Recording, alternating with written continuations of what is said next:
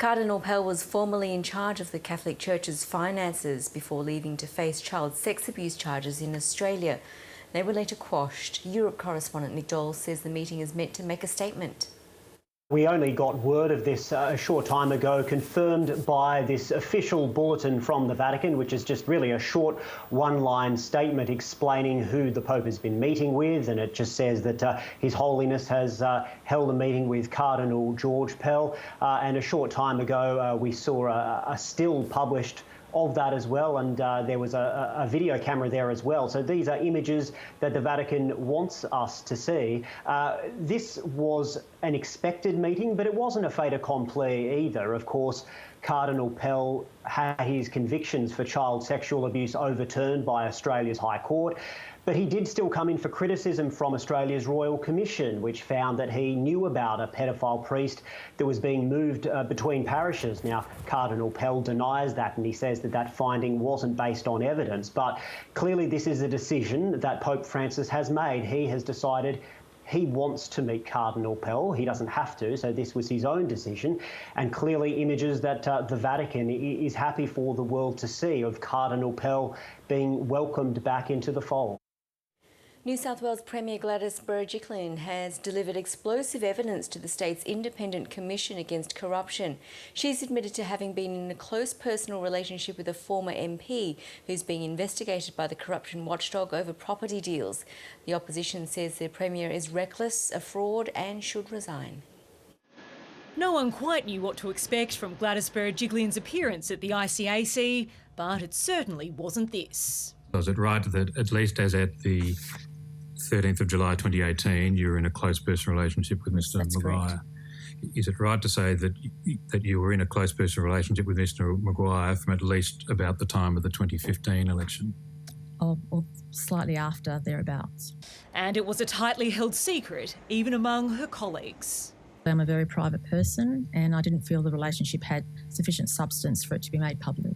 The Premier says she never referred to the former Wagga Wagga MP as her partner, but a tapped phone conversation between the pair exposed the depth of their relationship.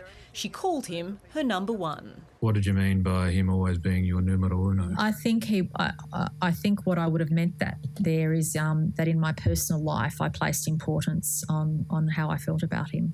Darryl Maguire was forced to resign in 2018 after appearing before another ICAC inquiry which put him under a corruption cloud. When you asked for his resignation, Ms Berejiklian, was that because you'd formed a view based on that evidence that Mr Maguire had misused his position as a parliamentarian? Well, it was based on primarily the fact that it was obvious that he was now the subject of an investigation by this body and had questions to answer.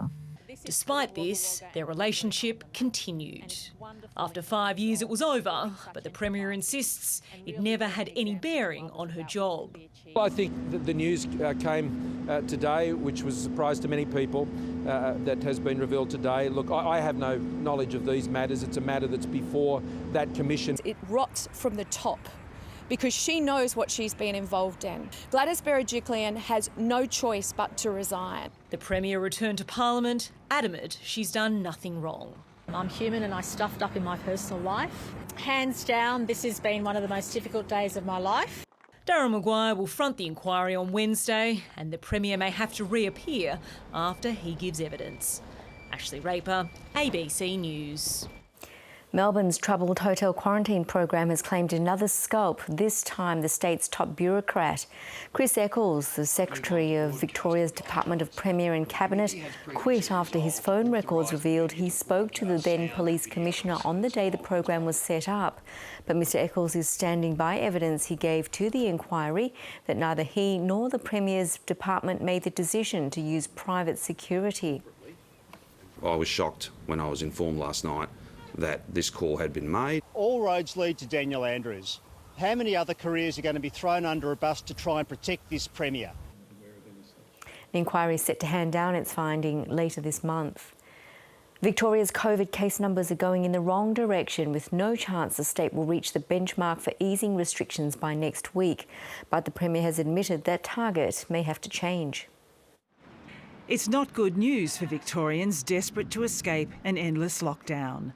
15 new cases have been recorded, taking the 14-day average to 9.9. It's now impossible to reach the target of 5 or below by October 19. But the Premier has admitted for the first time that target may not be realistic. It may be at a point where we have to call it and we have to say, look, this is as good as it's going to get. That means there is some greater risk. That means the task of keeping this thing suppressed is going to be harder. But that's where we find ourselves. But some businesses are not waiting. A Mornington Peninsula hotel owner, Julian Gurner, is seeking an urgent appeal in the High Court to challenge Victoria's lockdown.